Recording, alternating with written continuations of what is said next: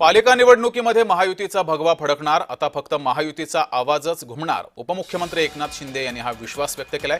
ठाकरेंच्या दसरा मेळाव्याच्या टीझरवर सुद्धा टीका केली आहे. तर उपमुख्यमंत्री एकनाथ शिंदे यांच्याशी बातचीत केली आहे आमचे प्रतिनिधी कुणाल बोहिटे यांनी. पाहूया. देवीचं आगमन जे आहे ते सुरू झालेलं आहे आणि उपमुख्यमंत्री एकनाथ शिंदे हे चिमुकल्यांसोबत फोटो काढण्यात गुंग झालेले आपल्याला पाहायला मिळत आहेत. सर्व चिमुकले असतील, महिला असतील, त्याचप्रमाणे ज्येष्ठ नागरिक असतील, हे सर्वच जण उपमुख्यमंत्र्यांसोबत छायाचित्र काढण्यासाठी आतुर झालेले आहेत आणि उपमुख्यमंत्री देखील त्यांच्यासोबत फोटो काढतायत. सर, 48 वर्षांपासून हा उत्सव सुरू आहे. काय नेमक्या आठवणी आहेत?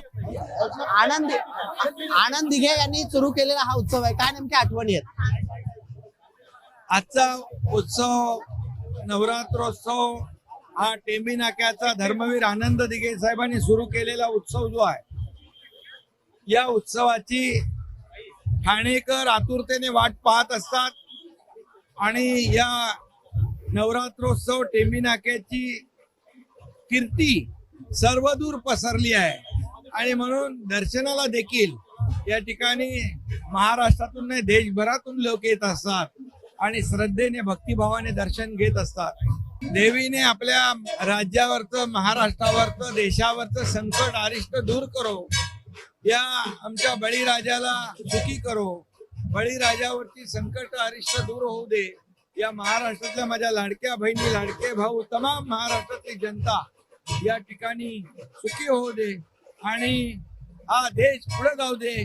देशाचे प्रधानमंत्री नरेंद्र मोदीजींच्या नेतृत्वाखाली हा देश पुढे चाललाय आणि आजपासून जीएसटी मध्ये सवलत मिळाल्यामुळे लाडक्या बहिणी आमच्या खुश आहेत.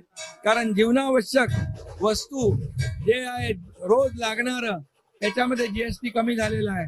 त्यामुळे या संपूर्ण देश हा महासत्तेकडे जातोय, प्रगतीची वाटचाल करतोय.